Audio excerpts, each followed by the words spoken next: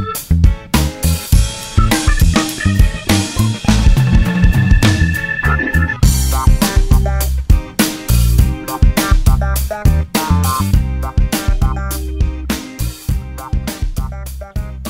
my disciples, thank you for watching SC2 Noob School. I'm Trebus, and today, as promised, this is the Zerg video.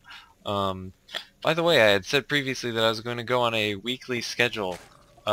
Screw that. That was about the worst idea ever.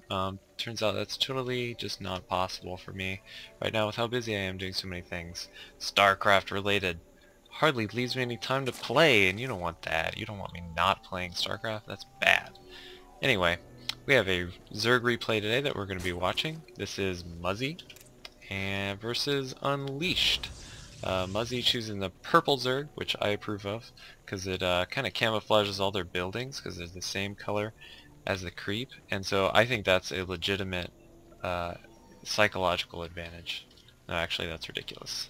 Anyway, so what we're going to be seeing from Muzzy is basically just a drone overcommitment.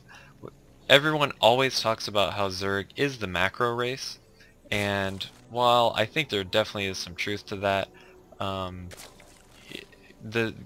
I guess the point I'm trying to make is, while they are a macro race, there are some caveats to saying they are the macro race, and particularly what we're going to see here is we're going to see how scouting impacts the types of decisions you can make with when to drone and when to pump units. Because yes, you're going to try to pump units or pump drones as long as possible with Zerg, but you have to be aware of what the other player is doing, because they can just come in with some gigantic push, and if you're not prepared for that, you're going to lose. And that's what we're going to see here. So you can see from the very start that his scouting is not the greatest. First of all, he sent this overlord in this direction, which I would prefer to send your overlord in this direction so you immediately know if he's here or not. So I don't know, I have seen people do this before. I'm not sure what exactly the reasoning is on that. And as he's not seeing the other player in any of these two expansions, he does know he's here, except he's not sending a drone or anything, which really he should be. He needs to be seeing if the Protoss is going for 2 gateways, or if he's going for gateway cybercore, whether he's getting a stalker out, or whether he's waiting for, or whether he's getting a zealot out or waiting to get a stalker. He needs to be seeing how much gas there is going down, all those kinds of things. You need to be looking at whether he's chrono boosting probes out of here, or whether he's saving his chrono boost to use it on maybe a warp gate or something like that.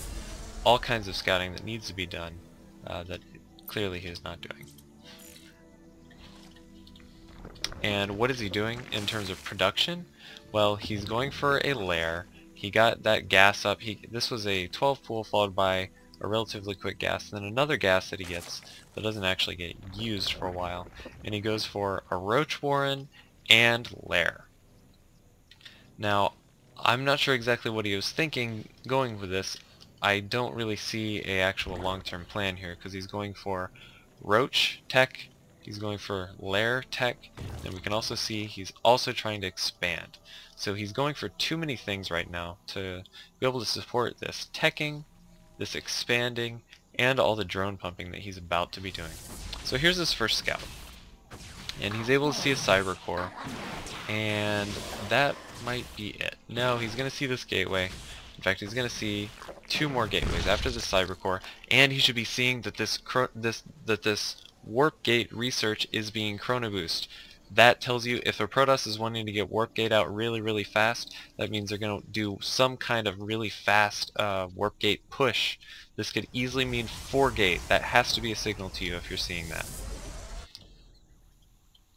So the expansion's going up. He's getting roach speed, the glial reconstitution, and yet he has no units.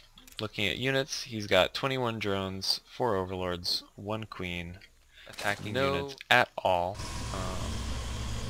none whatsoever. So getting roach speed before you even have roaches, I don't think I can really recommend that. As you can see, it is the oh so feared warp gate, and it's going to be just a mass stalker push. And right now is a time when he should be doing something with this overlord to somehow scout into the base, or he should have his Zergling that he can just run up, and if he just ran up a Zergling right to the top of this ramp, or maybe 2 Zerglings or so, he would see 4 of these warp gates and know, okay, I gotta back off on this drone production. You can see he's still making drones, and he has, oh, he has a changeling out. I've never seen that portrait before. Yeah, he still has absolutely no attacking units. He has 34 drones. So he did try to send a changeling up there, and I guess the Protoss just spotted it instantly. That's pretty cool, actually. Anyway, but there was that critical timing where he needed to be running up to see these warp gates going up to know if there's a 4-gate push coming.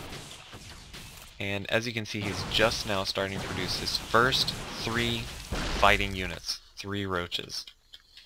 Also at this point, if I was seeing this many stalkers, I would be certain to keep on my larva inject as much as possible and try to get Zerglings and roaches.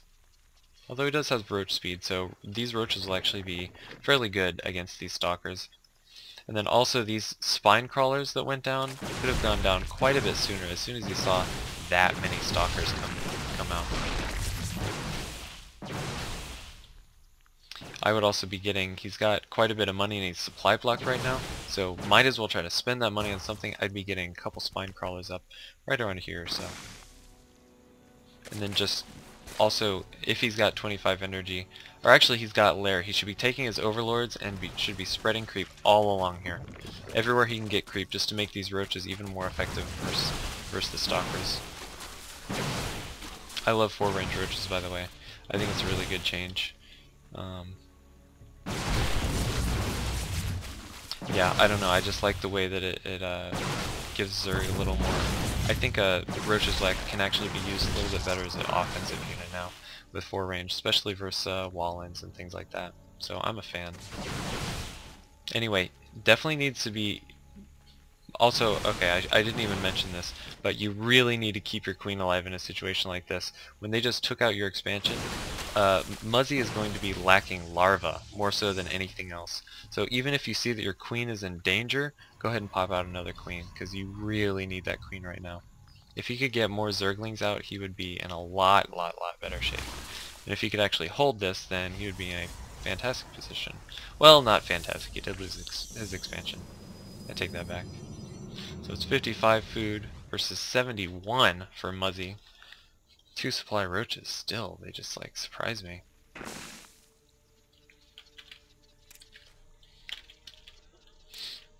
So right now in this defense, I would be adding some Zerglings in here, because Zerglings can take a lot of shots and they're fairly good versus Stalkers. Makes the Stalkers waste a lot of shots on those Zerglings, and the Zerglings can come up and just kind of start gnawing away at their little feet. Because you see Stalkers have those really small, thin feet. Like a Zergling can just attach onto that like a dog on a bone. It works really well. So Zerglings are actually fairly good against Stalkers. That's the reason they're good, is because those bony legs. Look at that. That's a perfect ankle to just sink your teeth into. If I were a Zergling. That's what they give on the Zerg home planet. They give them as little play toys for the little Zerglings to play with. The little stalker legs. They sell them at Costco and PetSmart. Zerg Smart? I should stop trying to be funny. Okay, so this is actually a pretty good engagement for the Zerg. You see he's got this. I'm gonna rewind here a second. Rewind. He's coming in with a pretty good arc against the Protoss player. Because the Protoss player is kind of in a little more narrow passage, so he can form this long concave around the rest of the units and get a fairly good spread. And with 4-range, it's just awesome. I love seeing 4-range roaches. This concave wouldn't look nearly as good if it weren't for the 4-range. And you can see with his queen being down for a long time, his minerals are all high because he just can't spend them anywhere. Start laying down some spine crawlers, because if he could back up this amount of roaches into a place where spine crawlers can help him defend, he would be a lot better off. And he was spreading around overloads to vomit creep. That's cool. I like that. Anyway, so fairly clear this game is going to be over very soon. He is throwing down some spike crawlers, but those are just too little too late. He even had the money to do it. He had, over 1,000 resources there for a while, so could have done it. Muzzy gives the GG, says it's gay because anything that beats you, obviously gay.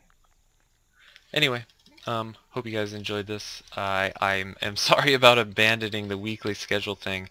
Just between my real life job and doing the lessons I'm doing now and this channel, it's just too much.